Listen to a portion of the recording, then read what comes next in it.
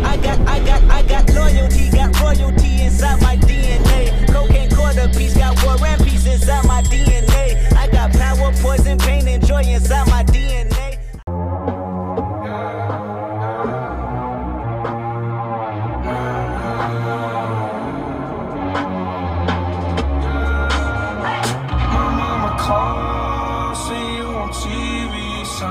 Don't change. Ever since we was on, I dreamed it all. Ever since I was young, they said I will be nothing. Now they always say congratulations.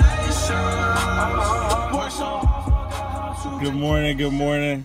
This is the Young Millennial.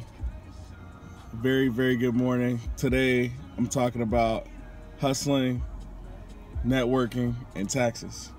Congratulations, shout out to those who are graduating, who graduated this weekend, as well as those people who are finishing up in May to graduate in the fall.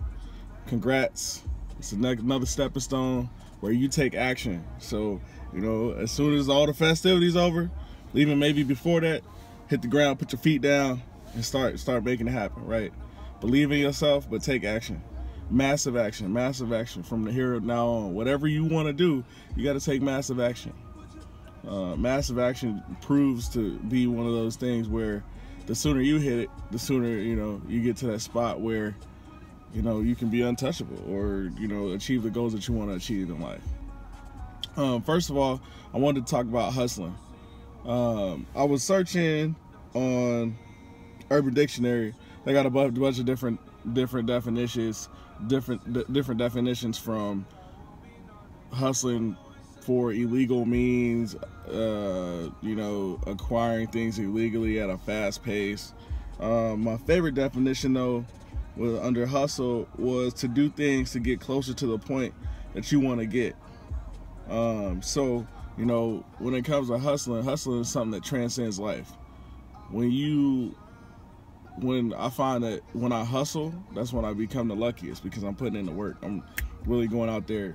You know, a lot of times after like drill training, a lot of people, they'll go out and they'll have drinks or whatnot, and then I'll just go Uber. I'll go try to make some money because I feel that another drink or another social outing isn't gonna necessarily forward the vision that I have for my life. I mean, for a lot of people, you know, a lot of people, that's social networking, right? For me, I find that I make more connections when I drive Uber, which brings me to the point of networking. So last night, my first 2 trips, I got two $20 tips. So before my night had even started, I was like $40 in the green or whatnot. So that was a huge positive experience, but it was all about kindness and action. What I was able to do was I was just really nice. One gentleman had a cooler, so I helped him put his cooler in the trunk. What I've started doing as an Uber driver is, you know, putting my pride aside, going and meeting the person at the curb. What I've noticed is, like, my tips have gone up exponentially since I started just, you know, being customer service oriented. Going and meeting that person, grabbing those bags. I mean, you know, people will tip you from, you know, anywhere between, you know, a few dollars they got in their pocket to, you know, $20 because they believe in whatever you're doing. And also gives me an outlet to network with people who have connections. Chicago is one of those places in the Midwest where people in Chicago have networks everywhere. Last night I met a gentleman who one of his buddies owns quite a few businesses in the Chicagoland area from a corporate standpoint. So he was like, hey, you know what? You're a fantastic dude. I enjoy your story. You seem highly motivated. Here's this dub. And then not only, I mean, the gentleman also forgot his phone in the car. So after my trip, I went and brought it back to him. He gave me another tip.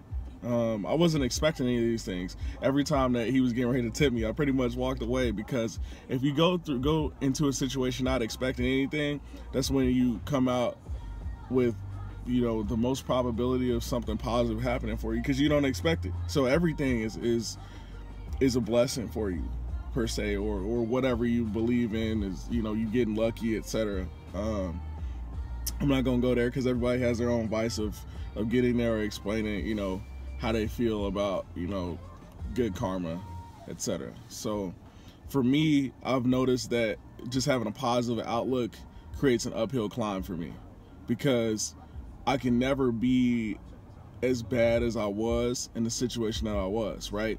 You know, growing up, I had no control over, you know, if I had food or water or whatnot, right?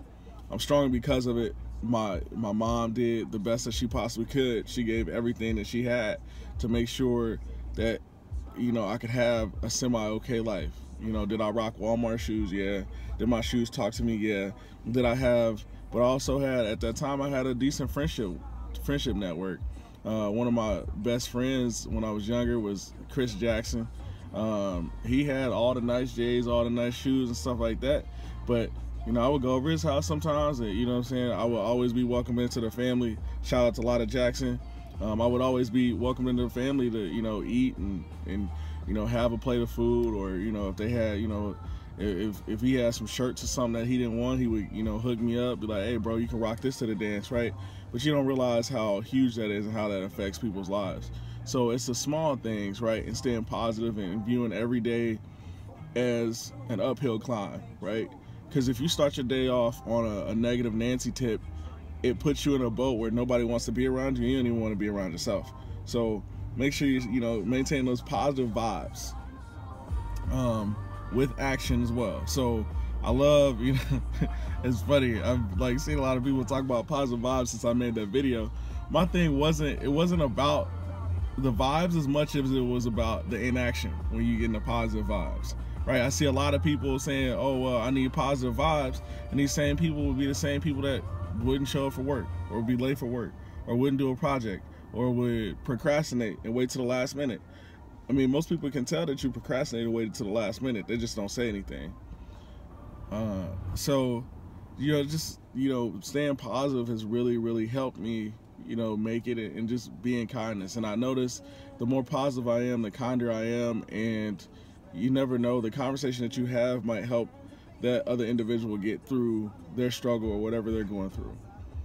So I'm highly grateful for the background that I had, because I came from a point where, since I was at the bottom, you know, and since I did have shoes that were flapping open talking to me, I can talk to the lower men on the totem pole, per se, you know, the person who is, you know, socially awkward or whatever, and meet them, you know, talk to them and verse with them, as well as I can verse with the person who is, you know, the grinder, the hustler, the entrepreneur, or the person who has wealth, or the person who, you know, their family wasn't necessarily struggling, but they were doing okay, right?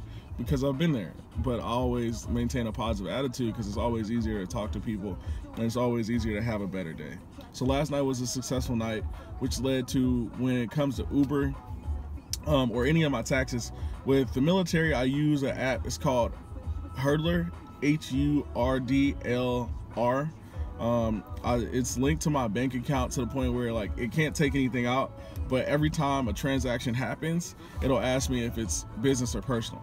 So one big thing that I did was, since I had a place in Indiana, but I went to Chicago to work, any of my hotel stays, a lot of the meals, you have to look up the state and local regulations in your area. A lot of the meals and mileage. So when I go to drill, my unit is like over 200 miles away.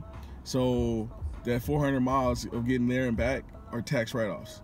So, you know, I know a lot of people like to do their taxes through TurboTax and all those things, and there's nothing wrong with that. But I've been doing my taxes with H&R Block for years, and I've never had a problem. And here's the thing, is if they mess up, they're covered, right? But at the same time, they can give you tips. So tips for, you know, doing taxes. So last year what I did was, I was like, you know, I started thinking like, man, all this technology, there's got to be something to help me do my taxes, do my tax write-offs. So I downloaded the app. Now it even tracks my miles, and it'll set it up to a standpoint where if I just took a trip, it'll put that trip in the forefront, because that trip's in the forefront of your mind. It'll also show you the mileage, so that way you can have a memorization of, oh, was that business or pleasure, or where was I going? So my life, like, I'm always working, and yesterday somebody was talking about, oh, well, you know, Uber, you don't really make much, blah, blah, blah, you know, stuff like that. Well, the thing is, if you're doing your taxes right and you're actually recording and documenting the things that you have from that small little drink that you might have, etc., when you sit down with your tax professional, that makes you ahead of the game. So that's it for the Hungry Millennial today. Congratulations to all the graduates. Like, share, subscribe. Everybody keep pushing, stay motivated. Like, share, subscribe. Again, message me questions of things that you might want me to answer. Everybody have a great weekend. Tommy out. Oh, follow me on the gram at On The Spot Guy. I do run an interior detailing company. If you need that car clean, let me know. Peace. I got loyalty, got royalty inside my DNA. Cocaine quarter piece, got war and peace inside my DNA. I got power, poison, pain.